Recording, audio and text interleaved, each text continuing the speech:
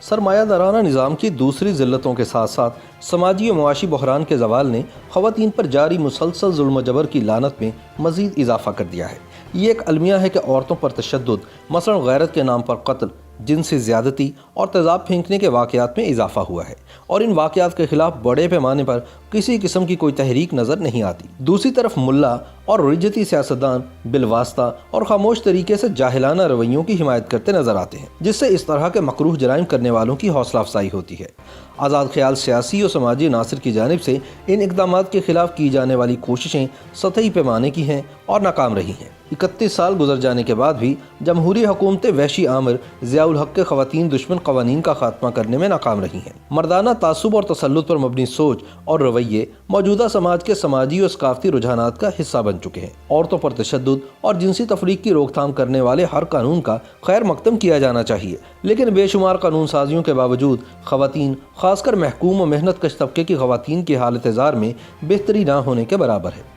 یہ محنت کش عورتیں دوہرے بلکہ تہرے جبر کا شکار ہیں۔ محنت کش خواتین کو کام کرنے کی جگہ معاشرے اور خاندان میں نہ صرف متعصبانہ رویوں کا نشانہ بنایا جاتا ہے بلکہ جنسی طور پر ہراساں بھی کیا جاتا ہے۔ لہذا جنسی استحصال کی سماجی و معاشی وجوہات کو سمجھے بغیر محض جنسی بنیادوں پر خواتین کے رنج و غم کا نہ تو کوئی ازالہ کیا جا سکتا ہے اور نہ ہی اس سلسلے میں کوئی لاہ عمل مرتب کیا جا سکتا ہے۔ جنسی و معاشی استحصال سے آزادی کے لیے ہمیں طبقے اور جنس کے باہمی تعلق کو سمجھنا ہوگا۔ آج پاکستان میں بڑی تعداد میں خواتین سیاست، کاروبار، فنون لطیفہ اور دیگر شعبہ زندگی میں شہرت کما رہی ہیں، لیکن ان میں سے تقریباً تمام کا تعلق حکمران یا درمیانے طبقے سے ہے۔ ان کے مسائل، مصائب اور نصب العین سب کچھ محنت کش عورتوں کے ساتھ متضاد ہیں۔ نچلے طبقے سے تعلق رکھنے والی کوئی عورت اگر معاشی و سماجی طور پر بلند ہوتی بھی ہے تو وہ بالادست طبقے کا حصہ بن کر اپنی اصل طبقاتی بنیادوں سے منحرف ہو جاتی ہے۔ آخر مادی و سماجی حالات ہی شعور کا تعین کرتے ہیں، نہ کہ اس کا الٹ۔ آزاد خیال سوچ کا المیہ یہ ہے کہ وہ عورت کو تجارتی مال یعنی کموڈٹی اور کاروباری تشہیر کے ایک ذریعے سے زیادہ خیال نہیں کرتی۔ اگر مذہبی سوچ عورت کو ذاتی ملکیت اور غلام تصور کرتے ہوئے قید و بند تصور کرتی ہے تو آزاد خیال اشرافیہ اسے کاروبار اور منافعوں کی بڑھوتری کے لیے ایک اعلیٰ کار کے طور پر استعمال کرتے ہیں۔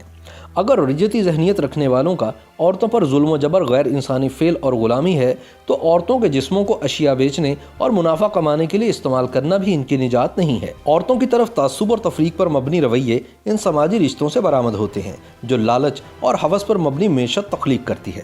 لہٰذا یہ رویے جو سماجی نفسیات میں سرایت کر چکے ہیں دراصل اس سماجی نظام کی پیداوار ہیں جو انہیں پروان چڑھاتا ہے۔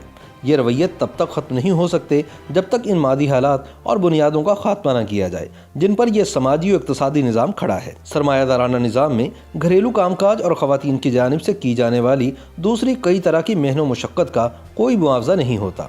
گھر بار اور اہل خانہ کا خیال رکھنا، بچوں کی پرورش اور تربیت اور اس طرح کے دوسرے بے شمار کام یہ نظام عورتوں سے بلا اجرت لیتے ہوئے ان کے سماجی رتبے اور معاشی حالات میں ابتری کا باعث بنتا ہے۔ لیکن یہ سب ایک جیسے نظام کی پیداوار ہی تو ہے جس میں شرح منافع کو بڑھانے کا سب سے اہم طریقہ اجرتوں میں کٹوتی ہے۔ لینن نے ایک بار لکھا تھا کہ موجودہ سماج میں غربت اور جبر کی بہت سی صورتیں پہلی نظر میں پوشیدہ رہتی ہیں۔ انتہائی اچھے عہد میں بھی پسماندہ علاقوں میں رہنے والے غریبوں، دستکاروں، مزدوروں اور ملازمین کے بکھرے ہوئے خاندان انتہائی مشکل حالات میں گزارا کرتے ہیں اور 2 وقت کی روٹی بمشکل پوری کرتے ہیں۔ یہی عورتیں سرمایہ داروں کے لیے شرمناک حد تک کم اجرت پر کام کرتی ہیں تاکہ اپنے اور اپنے خاندان کے لیے روٹی کے چند مزید ٹکڑے کما سکیں۔ آج کے جدید دور میں امیر گھرانوں سے تعلق رکھنے والی زیادہ تر خواتین کی زندگی فیشن یا شادی بیاہ کی تقریبات سے متعلق بحث و مباحثے کے گرد گھومتی ہے۔ اس کی بنیاد دولت، سماجی معیار یا کاروبار کی وسعت اور ملازمت کی نوعیت ہوتی ہے۔ ٹی وی پر چلنے والے ڈرامے بھی عورتوں سے متعلق غلامانہ تصورات ہی سماج پر تھوپتے ہیں۔ اس جنسی غلامی کو ملا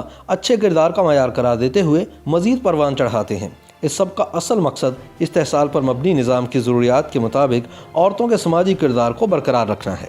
عورتوں کے استحصال کو جاری رکھنے کے لیے معاشرے پر جھوٹی اقدار اور اخلاقیات مسلط کی جاتی ہیں جو اس نظام کی ضرورت بھی ہے۔ خاندان پر مردانہ تسلط بھی اسی نظام کی ضرورت ہے۔ اس نظام کا خاتمہ محنت کش مرد و زن متحد ہو کر ایک طبقاتی جدوجہد کے ذریعے ہی کر سکتے ہیں۔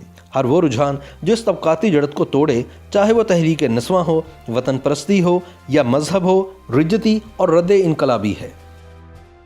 YouTube पर गूगली न्यूज देखने के लिए youtube.com की सर्च बार में गूगली न्यूज टीवी टाइप करें। गूगली न्यूज के पेज पर सुर्ख रंग के सब्सक्रिप्शन वाले बटन पर क्लिक करना ना भूलिए। YouTube पेज पर अपलोड होने वाली वीडियोस से बाखबर रहने के लिए बेल आइकन पर क्लिक कीजिए। आपको हर नई वीडियो के बारे में नोटिफिकेशन मौसूल हो जाएगा।